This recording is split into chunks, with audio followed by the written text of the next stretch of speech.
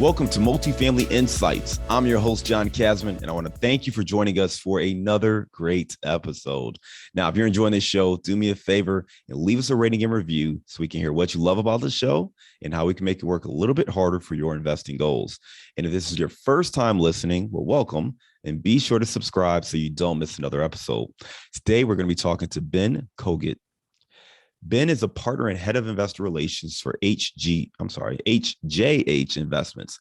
Now, HJH protects and then grows investor capital through commercial real estate syndications, focusing on industrial buildings, shopping centers, and office buildings, which are typically anchored by high credit tenants with long-term leases. Now, HJH, I keep wanting to say HGH. I don't know why, man. But HJH has over 380 million in assets under management. Let's welcome to the show, Ben Kogut. John, thanks so much for having me. It's an honor to be here, and thanks for coming on my podcast as well, the Real Estate Niche Show. So it's an honor to get to share some wisdom on your show. Absolutely. Listen, I'm excited to have you on this show as we had a chance to talk and get to know each other a little bit more. Really impressed with what you've been able to build. I went over your bio at a very high level. Take a minute or two and give us some more context on your background. Yeah, sure. So been in the commercial real estate business since 2005, first as a broker and then as an investor. In fact, I was personally looking for places to earn more passive income. And so I actually started with HJH in 2017 as an investor and built a relationship with Corey, who's the CEO and founder of HJH. And he basically made me an offer I couldn't refuse back in 2018 to join the company as a partner and help him with raising capital and investor relations. And that's what I've been doing for the last three-ish years. That's amazing. So you started as a passive investor, as an LP, and then Corey, the founder, said, hey, you know what? Why don't you come on board, help us out, be a part of our investor relations team and run that portion of the business. You came on, you've done that, and you guys have been able to explode in your growth since then. What was it about you that Corey saw, or specifically in the business, where Corey felt like you could come in and add value and really help them grow? It's a good question. I would like to think that it's because of my, extensive background in commercial real estate, as well as the many relationships that I've built, just being who I am, just being someone that's social and, cares about the community and loves to give back. And so that has really, helped me kind of get the word out to my network about what it is that we're doing. And so, we all know that raising capital, you have to be, what do they say? You have to be known, liked and trusted. And, luckily that's something that comes really naturally for me, I guess. But really here's something that I didn't know before raising capital. What I didn't know about myself is I didn't know that I loved to teach. And so I've spent a lot of time figuring out how to teach people about commercial real estate and passive income investing and all the topics that kind of go around that. So I've written an ebook. I started a podcast. I've been on dozens of other people's podcasts, and it's really a passion of mine. So I'm living my best life and having a lot of fun along the way. Oh man, I love it. You talked about just being the natural born, social butterfly, really just connecting with people, having that network. But you talked about something I think is really, understated, and it's having a personality of connecting with other people, wanting to share, wanting to teach other people about what you're doing, why you're doing it, how it could help them. And that approach, I think people sense that. They can pick up on it. They recognize the genuine approach that you have, and it makes it a little bit easier to have those conversations. Let's talk a little bit about, the kind of assets you all are investing in, and then I want to come back and focus more on the investor relations side. So you focus a little bit more on the triple net space. Explain what triple net really is, and then what kind of assets are you really digging into? Sure. So we buy shopping centers, office buildings, and industrial properties that are anchored by high credit tenants. So really good quality tenants. Oftentimes, you would recognize the brand, the name of the tenant, that already have long-term leases in place. And we define a long-term lease as more than 5 years. And usually they occupy more than 30% of the rent roll, the tenants in the properties, or sometimes it's a single tenant. And they're all often triple net leases. So your question was, what is a triple net lease? The short answer is triple net stands for net, triple net of the taxes, the net of the insurance, and the net of the maintenance, common area maintenance. And so what that means is that the tenant is going to pay either all or whatever their pro rata share is of those expenses. In addition to that, they will be paying the landlord rent. So let's use a single tenant property. We bought a building that's occupied by a Walgreens as an example. Real easy to understand that. Walgreens is responsible for the taxes, the insurance, and the maintenance. So every month, the landlord will receive a check for their base rent, plus whatever their amount of their monthly expenses are. And so that way, as a landlord, if the expenses go up, the taxes go up, the insurance, so on and so forth goes up, it doesn't impact the bottom line for us because the tenant is going to be paying all those expenses. And so that it makes the cash flows more predictable, in my opinion. We know basically to the penny almost how much revenue we're going to be generating, how much expenses, and so on and so forth, so that if we can buy it right, aka buy it at a discount, such that we can incentivize investors through our syndication process to put money in the project.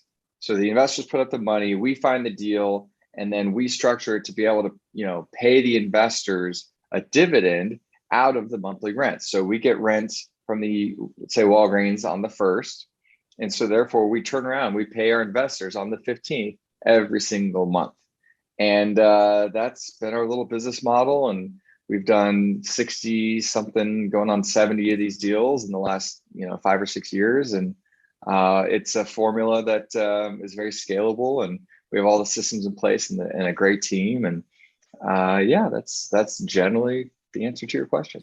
I love it. So, I mean, a lot of the investors we talk to are focused more on multifamily. Obviously, this is multifamily insight, so we focus more on the multifamily side, but there are a lot of similarities. I mean, commercial real estate is still commercial real estate, and the people who are investing in commercial real estate are typically looking for the same benefits. I know one of the big differences is the return expectations are a little bit different in some of the deals that you're doing. Can you explain what those return expectations are, and how does that differ from the multifamily space? Yeah, so since we don't do any multifamily, I can't speak exactly, but my understanding is that oftentimes, investors will put money into a multifamily deal, and they may or may not see a return on their investment for, a certain period of time. It could be a year, it could be 3 years. The sponsor will go and fix it up, and then return the money plus their pref and plus the upside, or whatever, however it is that they structured it. On this side of things, since we are seeing cash flow coming into the partnership starting on the day one, immediately we will start having cash flow. So therefore, we can structure the deal to pay out dividends to the investors right after the first month. And then every month, basically, as long as we possibly can. And so I think that's one of the biggest differences between triple net properties and multifamily properties. There you go. And when you're looking at these deals, do you have a metric that you look at, or that, maybe is the key metric to help you evaluate whether an opportunity works for you and your investors or it doesn't? Yeah, so the key metric is high credit tenant, long-term lease, better than a 9 cap. Okay. Anywhere in the US. Today's market, we're finding most of our deals are spread throughout the Midwest, oftentimes in secondary markets. And, it could be Michigan, Indiana, Ohio, Missouri, Kansas, also here in Texas. I'm based in Austin, Texas. And that's more or less what our metrics are. There you go. And then with multifamily, a lot of times there's a value add component, right? Where people come in and say, like you mentioned, we're going to come in, we're going to fix up the property, or we're going to invest in some renovations, and then we're going to increase the rent accordingly. That's how we're going to create this value. In this space, how do you create value so that that property is worth more in the future? Yeah, so it depends on the deal. Every deal stands on its own, but oftentimes we'll buy something with some amount of vacant space. And so the value add, just like in multifamily, is to go in there and do whatever it takes to fill that vacant space, which is going to bring in more revenue into that particular deal. The flip side of that is actually sometimes just adding value by buying right, buying at a discount, buying a property from a seller that's motivated. Oftentimes, they're motivated to sell a property for reasons that are unrelated to the asset. And so, how do we find deals like that? The short answer is we have a team of analysts that look at between 800 and 1,500 deals every week, which is a very large funnel, large amount of properties, funneling it down to making approximately 16 offers a week on average. And about 1 out of 16 offers that we make, we're able to put under contract. And taking that further, 2 out of 3 of those deals that we put under contract will pass our very, very extensive due diligence process. Although, frankly, lately, I would say 1 out of 3 deals have been passing our DD process. Here we are in 2021. So the lesson, the takeaway that I'm hoping someone might have pulled out of that is you got to look at a lot of deals and you have to make many, many offers and you have to know what you're looking for. Yeah, just to recap that approach, right? You talked about casting a wide net. You said between 800 and 1,500 deals a week. If we go at the higher end, you said, you may make an offer on 15 or 16 deals. That's a 1% rate of just making an offer. And of that, you may do 1 to 3 deals that you may get into the due diligence process and find something that actually works. That's casting a wide net. We typically look at 100 deals to find 30 that are worth, submitting an offer to, or at least underwriting. 10 of them you might actually make an offer, and out of that, maybe one of them is one that works out for you. So when you talk about casting that wide net and going with a much slimmer margin, you understand the scale. Now, with the numbers we just said, you got to have a lot of horsepower to look at 800 to 1,600 deals a week. Talk to me about kind of the growth that the company has right now. And then I want to talk about how you manage that when it comes to the investor relations. Yeah. So what's the growth? We buy between 8 and 10 deals a year, is what things is how kind of things have shaken out. So we have over 60 going on 70 properties worth close to $400 million of assets under management. Frankly, I think your next question was regarding raising capital. Was that what Yeah, you I were mean, I asking think to about? your point, I mean, if you're doing that amount of deals, you obviously have to have those partners. So I want to talk about just how you manage the investor relations side and raising the capital for those deals and those relationships. Yeah, so that's my main piece of the puzzle here at HJH is investor relations and raising capital. And so yeah, we definitely have a process for going about that. We have more than 400 active investors, less than 500. So I'm not exactly sure where we're at, but we definitely have more than 400 people that have invested with us. And our communication is definitely on point. We use HubSpot to reach out to our investors.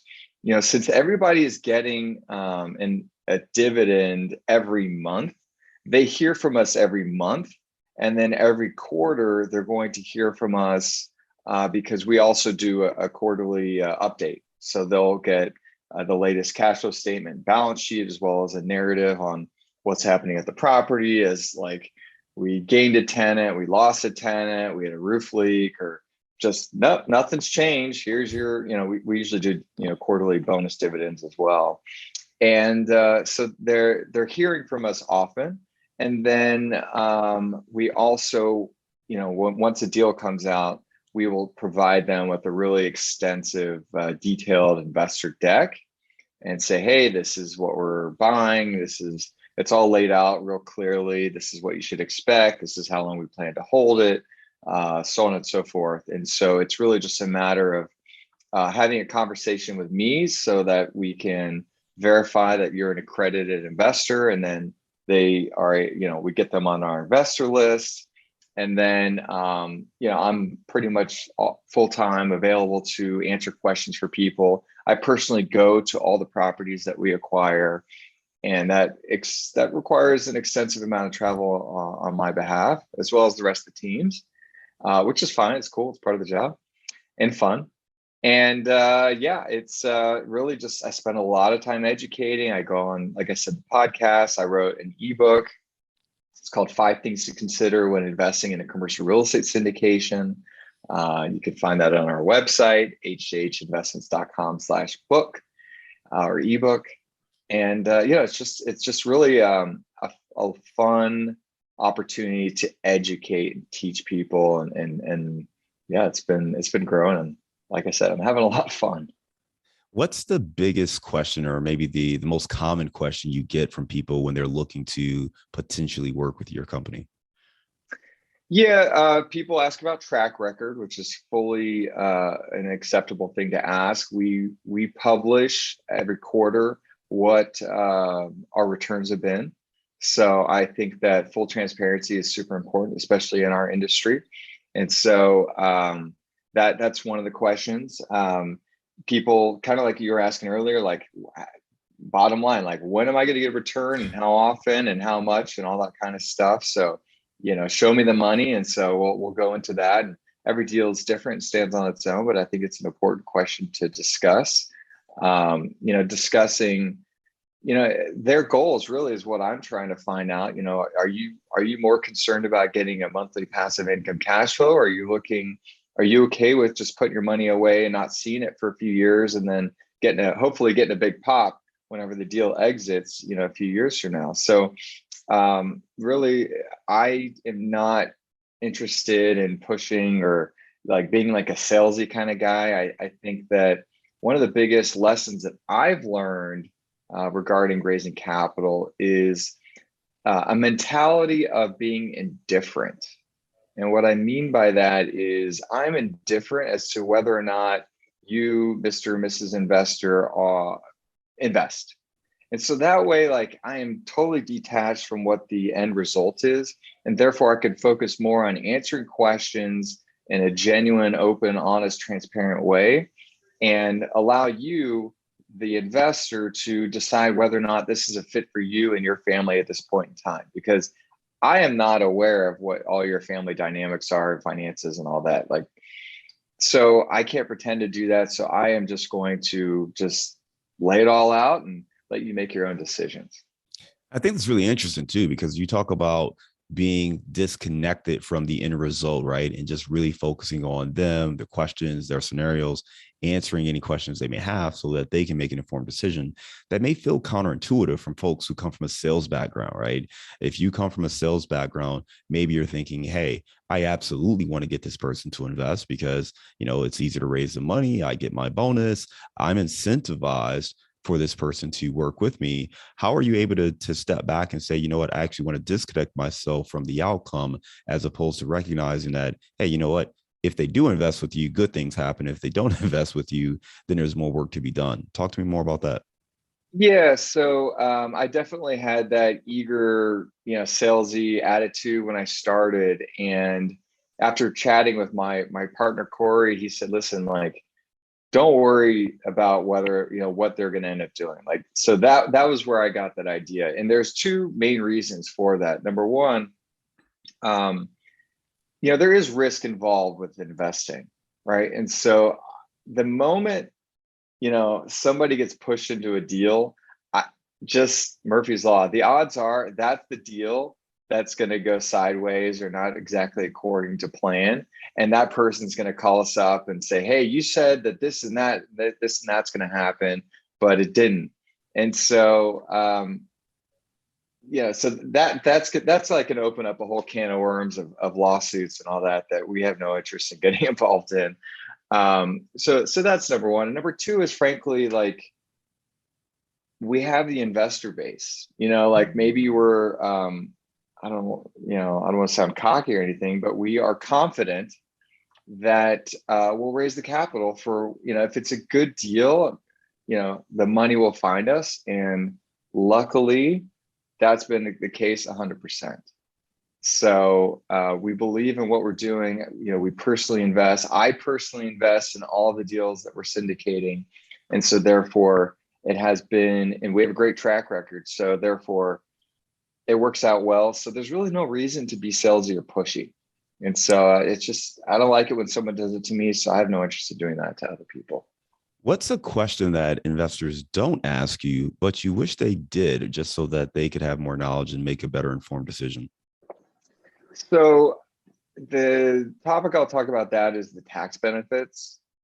There are really, really attractive tax benefits through depreciation, and we'll oftentimes have a cost segregation study. And so that kind of goes to that, that motto, it's not what you make, it's how much you keep, mentality. And so understanding what those ramifications are, I think are really important and frankly, really attractive to this world of, commercial real estate syndication investing. Yeah, definitely want to make sure you understand all the benefits, not just the cash flow distributions, but the appreciation potential, the tax benefits. Obviously these asset classes are great hedges against inflation. A lot of reasons people love commercial real estate, and just to make sure people really understand the full suite of options that are available to them is definitely something they want to keep in mind. You mentioned earlier when we were talking about the not pressing investors. Part of the rationale is that you have built up an investor database. You've built up an impressive investor database.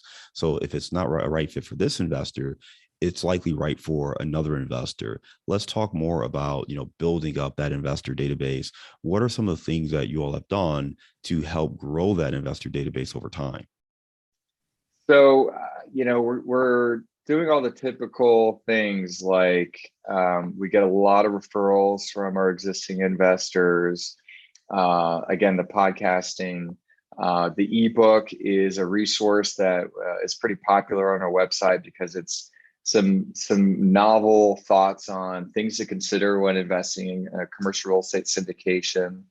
And so when people register to download that, they are going to be, educated about our niche, and then, offered an opportunity to get on a one-on-one call with me to get acquainted. And so, again, building relationships. I go to many conferences, right? So I'm showing up, again, another cliche motto, but it's true. It's half the battle. So I show up at many investor conferences, probably every month, whether it be this investor conference that I go to in Vegas, or another group that I meet with every other month. And then just being involved in the community, being someone that's involved in philanthropy, being involved in the Jewish community. That's what I'm involved in often. And just trying to give back and just, being a friendly guy. So those are generally the ideas. I will add, for a time, we were attempting to do Google ads and Facebook ads. We did attract a few hundred investors in to our pipeline through that, but then we kind of tapped the brakes on that. The ROI it was a lot of work to set all that up, and it wasn't exactly good ROI. So at the end of the day, we love meeting people through referrals and, just being around. So just keep it simple. Yeah, I mean, the takeaway for me is networking, being present, networking, and focusing on building relationships. And if you're doing those things, it makes it easier to grow that investor database.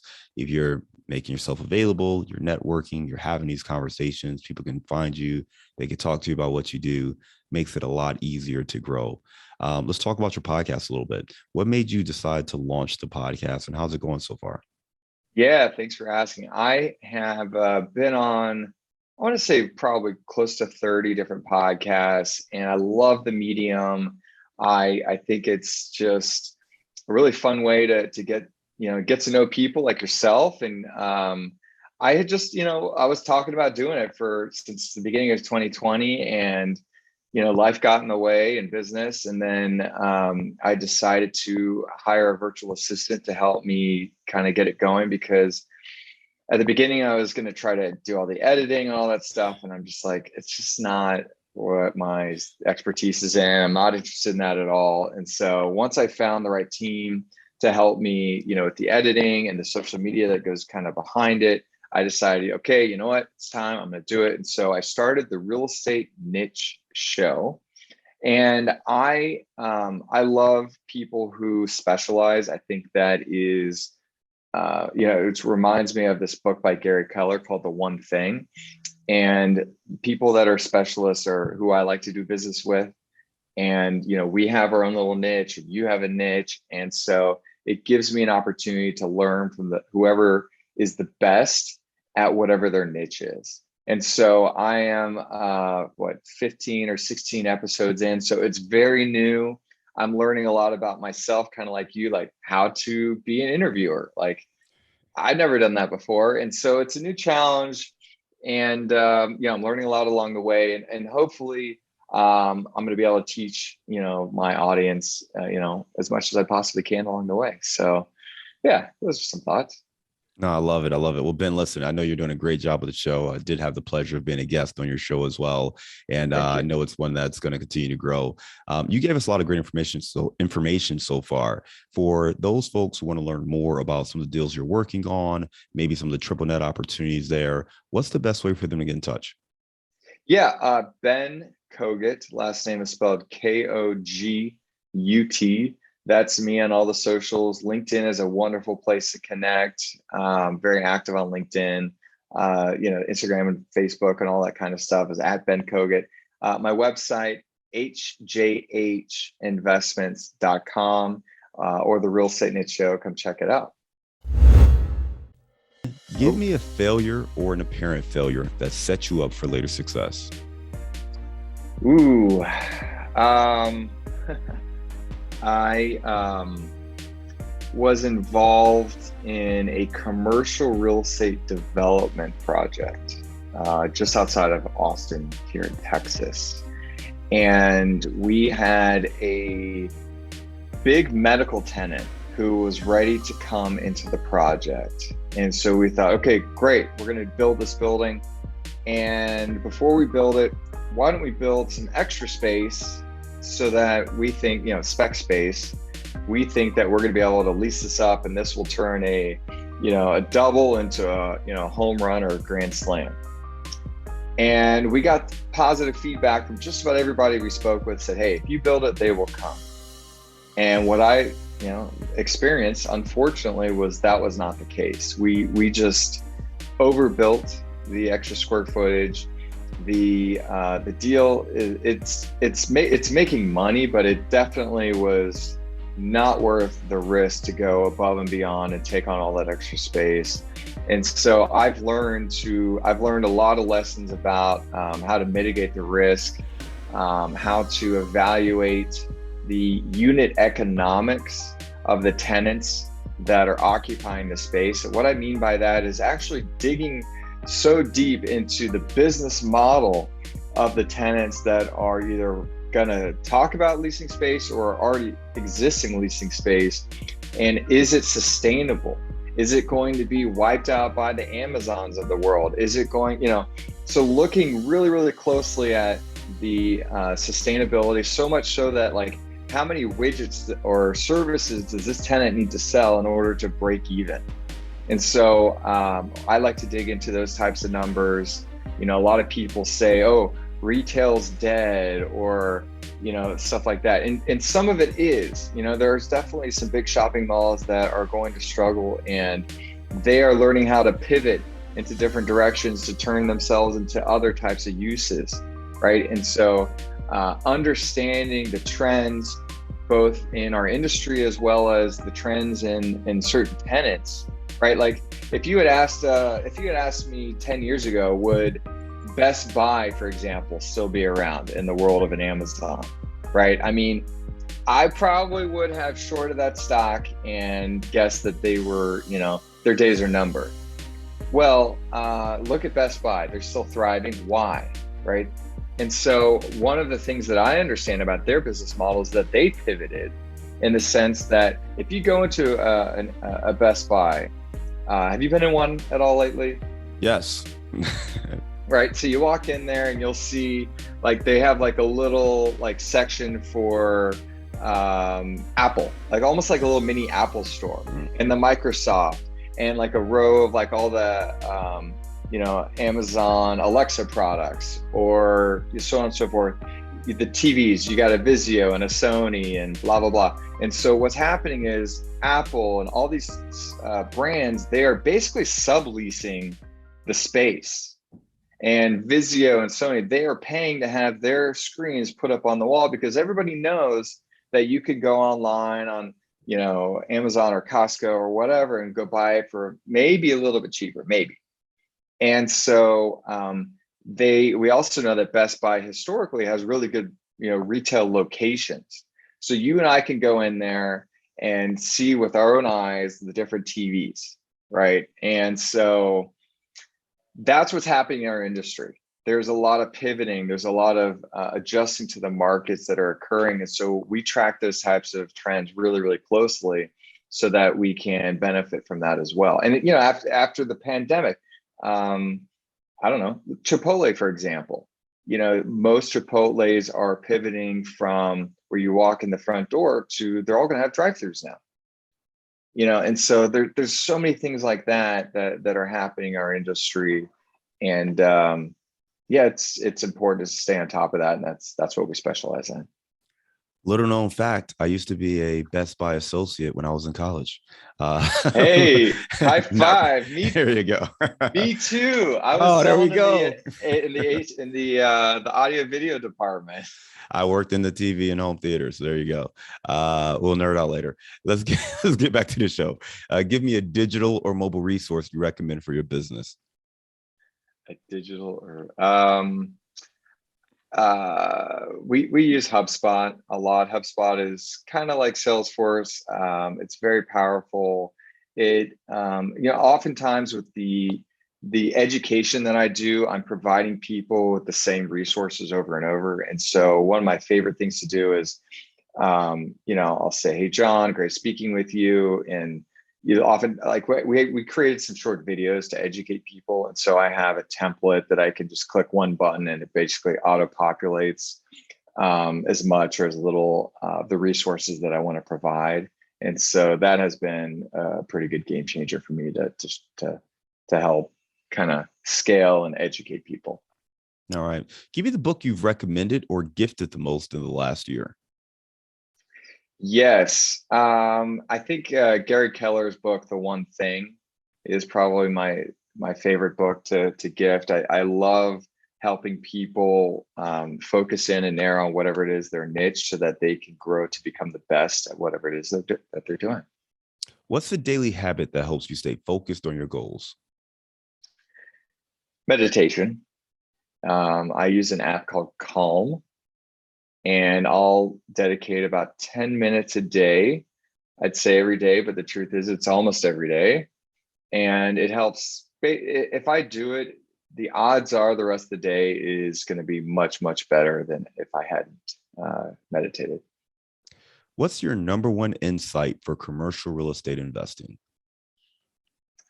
The number one insight for commercial real estate investing is understanding the unit economics of the tenants that occupy the space. And I know I already spoke about it, but that is where I think a lot of people miss that. You have to understand whether or not that tenant can afford to pay the rent that will trickles up to the rent goes to the landlord, and the landlord, aka the general partner, is responsible for making distributions to the investors.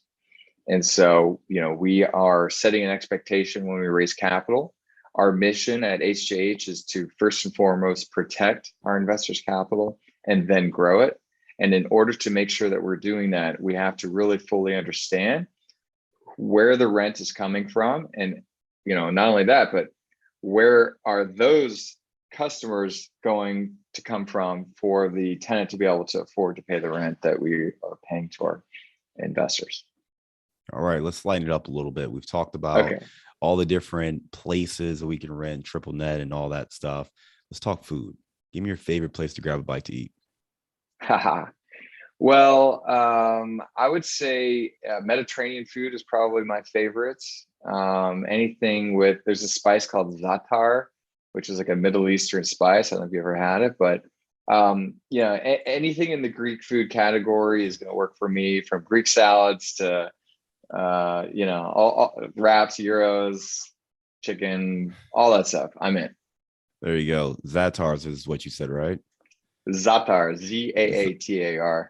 Okay, got it. Appreciate that. We'll definitely make sure you check that out. And that's in Texas, right? What part of Texas? So I'm here in Austin. There's a local food truck. Shout out to Abu Yosef. He's like a one-man band over there and just makes some incredible Greek food. There you go. Excellent. Appreciate that. Well, listen, Ben, you gave us a lot of great information. We talked about, triple net leases, commercial real estate, where the opportunities are, the way you're looking at opportunities, the way you look at value add and creating those value add opportunities within your deals. And then also how you've grown, how you manage investor relations and what you do to grow and connect with other people. And big takeaway for me is focus on relationships, focus on networking, actually connecting with people, building real relationships. And that's going to be a great way for you to grow and to scale. And I love what you said when we talked about the number one insight, because it's as you called it, the unit economics. If you think about it from a multifamily or really any platform, the most basic thing is, if you're going to rent a unit, or whether it's a triple net lease or whether it's one apartment unit, you got to make sure the person can actually afford to pay rent. You got to make sure that they have money, not just today, but over the course of that lease, that they have the money to pay that rent. And it may seem obvious for anybody in multifamily, but I think sometimes maybe people don't really think about that in the commercial side. You think, oh, this is a big, well-known company. They've signed a 3-year lease or a 5-year lease, so it'll be great. And maybe you don't dig deep enough into understanding how their business actually runs and what their profitability actually is and how much business they need to do in order to make that rent. So really great intel there. It may seem obvious, but I bet you a lot of people don't know that or don't think about it. So really great insight. Ben, again, for people to get in touch with you, you gave your email address and your website. Can you give those to us one more time? Sure. Ben at hjhinvestments.com. And I would encourage anybody to gain a new perspective with the ebook, hjhinvestments.com/book. Excellent. Thank you, Ben. Appreciate you coming on the show today. Hope you take care of yourself, and we look forward to staying in touch with you. John, I really appreciate the interview and the opportunity. All the best to you.